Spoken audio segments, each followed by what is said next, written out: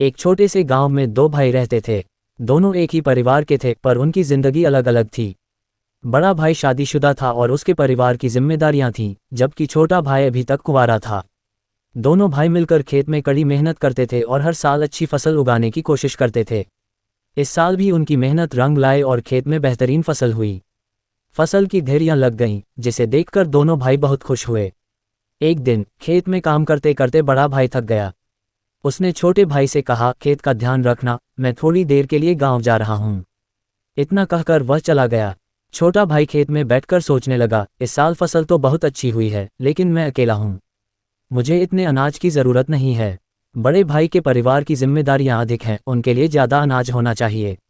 ये सोचकर उसने अपने हिस्से की 10 बोरियां उठाईं और चुपचाप बड़े भाई के अनाज के ढेर में रख दीं। कुछ समय बाद बड़ा भाई खेत में वापस आया। तब तक छोटा भाई अपने काम से गांव चला गया था। बड़ा भाई फसल के ढेर को देखकर सोचने लगा, इस साल फसल बहुत अच्छी हुई है। मेरा परिवार ठीक चल रहा है, लेकिन मेरा छोटा भाई अभी भी अकेला है, उसे अधिक अनाज की ज़रूरत है।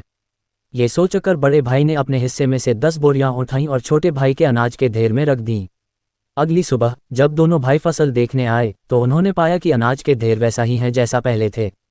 दोनों भाई सोच में पड़ गए, ऐसा कैसे हो सकता है। जब उन्होंने एक दूसरे से बात की तो सच्चाई सामने आ गई। ये जानकर दोनों भाई मुस्कुरा उठे और गले मिल गए।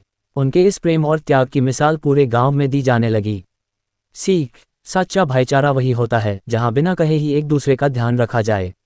अगर आपको ये कहानी अच्छी लगी हो तो कृपया हमारे चैनल को सब्सक्राइब करें, लाइक करें और शेयर करें।